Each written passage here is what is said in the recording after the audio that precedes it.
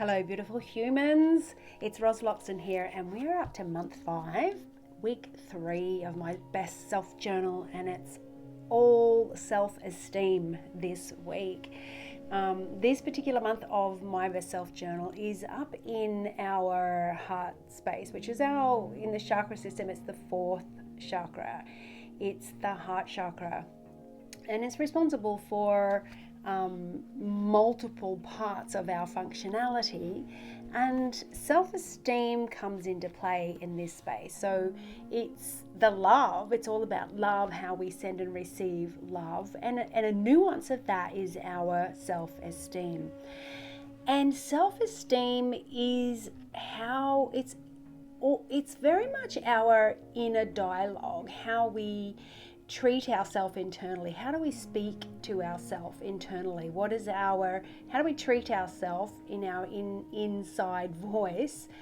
How do we esteem ourselves? Again, everything that we attract is, we teach the world how to treat us. And so we need to really know how to treat ourselves, so we know how to teach the world how to treat us. So if you take a look at the quality of your relationships, and I guess the functionality of the relationships or the patterns of your relationships over the years, and take into consideration how your self-esteem actually has an effect on how you show up energetically, and then how that teaches other people to show up for you in all the ways. So if you have a look at how long your relationships last, how deeply touching they are, how do people view you and treat you, all of the things, and then how does that show up in your career, and in your romantic relationships, in your relationship with your family or your children, all the things. Okay, so the nuance of self-esteem is this week's journal prompt. And the journal prompt, again, I like to remind people to go back to the beginning of your journal where you filled in the page, which was, what are my intentions? What are your intentions for taking yourself through a journal such as this? Like, it's a 1 year or a 12-month journey into all the nuances of what makes you tick, and what makes you function as a biological, spiritual creature. Being. So you're all of the things. You've got your emotional body and your mental body, and they're in communication with each other, and your sense of spirit, your spiritual body, and your energetic body, and your physical body. So there's all these parts of us that are all, working together. And my best self journal is just one way that I can bring some help and direction and some guidance around how do we get the most and support all of those different nuances, so that we can show up as our best self, and that we can live our best life and have our best experiences, and not just put up with things because it seems that's just our lot, or that's all we deserve, or we can't achieve anymore. Very often when I'm doing emotional clearings for people, one of the charged emotions that shows up is forbearance. And this is our ability to put up with uncomfortable situations for long periods of time. And it starts to become standard and our norm.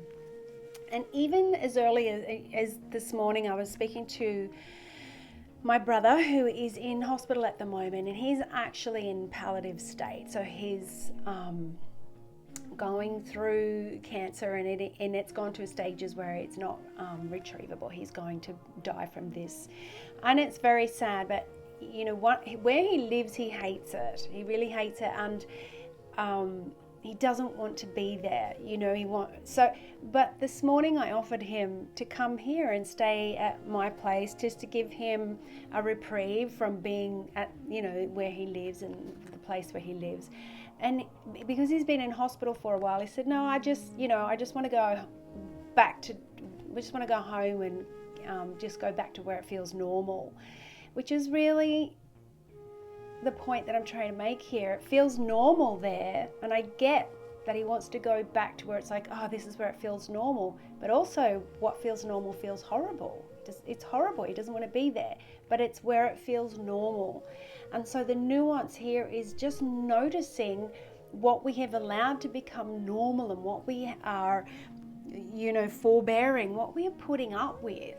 And why do we do that? And how is our self-esteem playing a part in that? And so at the beginning of this journal, there is the journal prompt, or there is the overall sense of, why am I doing this? What's my intention for putting myself through this journal? What's my intention for understanding all the nuances of myself so that I can feel what it feels like and live what it lives like to be my best self? What does that look like? What does that feel like? And how do you accidentally hold yourself back from being that and experiencing that? So tap back into why. What's your big why for wanting to be your best self, and find all the ways to keep being your best self and keep dropping off the dead wood that forms in our life that holds us back or weighs us down from being our best self. We're seasonal in all of those bodies I talk about, in our spiritual, emotional, mental, physical, all of those ways that we exist. We go through seasons, and we do accumulate dead wood like a tree, like nature, and we need to find ways to keep letting that go. Not always easy, but a part of that is our self-esteem. How do we esteem ourselves so that anything that doesn't fit our positive self-esteem gets to fall away? So tap back into your original purpose, your original intention and vision for doing this, and then tie that in to how your self-esteem is playing a part in that. So always tethering each journal prompt to your main original goal for what it is that you want for yourself, and what does your best self look like, And so now let's tie in self-esteem. And we're talking about low self-esteem and how that is impacting you, and is it there, and how does it show up, and how do we make it high self-esteem? So this week, awesome human, month 5, week 3 of my best self journal. This week, consider and reflect on your relationship with low self-esteem. Notice how often you find yourself using negative filters. We constantly want to notice how we've got accidental negative bias in us, which means if you're looking out at the world, you're going to look out and see the things that are negative about it or negative about yourself. So notice how often you find yourself using negative filters, saying negative things and being critical about yourself, even if it's humor based. That's a really sneaky, easy one where we just make jokes about ourselves and we're self-deprecating as a sense of humor. Oh, and that's, that can be light and fun. However, everything is something. What would need to change in this space in order to allow your self-loving best self to shine, where you're fully esteemed, where your cup of esteem is full? Doesn't mean you're up yourself. It doesn't mean that you're narcissistic. It means that despite our failings, despite our inability to be perfect, we still love ourselves. We still esteem ourselves and really encourage ourselves, and we're our own best friend and our own best support network. Because it's a tough world, and it's constantly coming in on us, and it's constantly giving us opportunities to see how we're not perfect and see how maybe we're not good enough in all the different ways. We need to combat that with filling our self-esteem cup up with positive self-esteem. So fill that out and really notice, how often do you find yourself looking at all situations through a negative filter. I heard someone telling a story this week, and I was there in this situation. I witnessed what was happening, and I saw how something bad happened, something not terribly positive, where somebody spoke to them quite negatively or, kind of harshly. It didn't need to go that way. There was a lot of frustration in the air, time constraints and all that sort of thing. So they were a bit anxious, and they were quite direct with this other person, and it was a little bit nasty in a way. It was a bit unkind. And also, as a part of that story, somewhere else in that timeline, that person who was a bit sharp and a bit nasty came back and tried to rectify the situation by saying, look, I've contemplated this, I think I know what's going wrong here, and they tried to do their best in the way that they know how to fix what was, the issue in that situation. And when that person that was spoken to harshly recalled that situation, they didn't recall the positive thing that happened. They didn't recall how that other person brought a solution to the table and tried to rectify the whole situation. They recalled the part that hurt them. They recalled the part where they were spoken to poorly, not the part where the other person tried to come in and put some medicine into the situation. So I would say that is engaging in using a negative bias, and it's almost like I'm filtering the negative part, but I'm blocking out the positive part. And so noticing how we use these filters is a part of my best self journal. It's a part of how come you're living your best life, or how come you're not living your best life. This self-esteem part is really huge. It's really difficult to put yourself out there to have, to attract great people and partners, and to attract great careers and great anything, if some part of you is not esteeming yourself well, or is operating out of a low self-esteem. And it can be a tricky nuance to even notice that you have a low self-esteem, because it's, not in our language so much, or we might think it looks like something different than what it does. Making jokes about yourself about how you're not good, or how you're silly or dumb or this or that, making jokes that are self-deprecating I just don't recommend it. I don't. So fill that section out, and once you've filled that out and noticed and start to get some insight and ahas around, this is where my self-esteem could do with some support and with some shining up, and some improvement and some healing.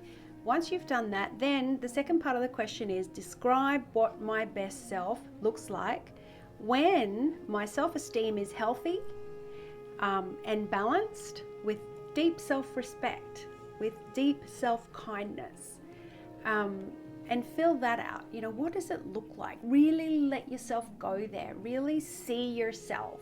This is like quantum jumping, where you go to a doorway and you jump through that doorway and you see this version of yourself that's fully self-esteemed, where they've got full self-confidence, full self-love, and they esteem themselves really well all of the time. And you look at their posture and look at their face and look at how they're creating beautiful experiences with life because of all of that beautiful positive bias within them. Notice that person, and then let yourself go in and become that person. And then write into the journal, what's the difference now? Describe what life looks and feels like now. Because visualizing it and writing it out and really getting the feelings of it give you more of an opportunity to start becoming that, to start practicing that, and to start building that to be yourself. Because that version of you in 1 year, in 3 years, in 5 years, in 10 years is going to bring you so much more delicious life compared to the version of yourself that doesn't esteem themselves well, that is used to looking through a negative bias. And if you keep doing that, what does it look like in 1 year, 3 years, 5 years, 10 years compared to the other version of yourself? So I wish you all the very best with this week's journal prompt, month 5, week 3, in my best self journal. Also, just a reminder too, that if you would like to take some beautiful humans through this journal as like a mastermind group or a support circle group, there is a version of the My Best Self journal that is here to support you as the facilitator of a group of people. So of course, you take yourself through this as well. Then when you hold a monthly circle meeting, whether it's on Zoom or whether you're face to face, you have this book as well that prompts you and gives you some ideas about how to hold that space for people and keep a through line and keep a supportive information in this journal. So it's really helpful if you would like to be the facilitator of a group, and that group can be free. It can be a voluntary thing where you're just contributing, or it can be a part of your business where you actually charge a fee for being the facilitator of this group. So, beautiful humans, thank you very much. I'll see you next week for the next juicy installment or weekly prompt of My Best Self Journal. Until then, always you're free to reach out, ask me questions, send me information about, how the journal prompt has given you insights or breakthroughs. And I will see you next week. Bye for now.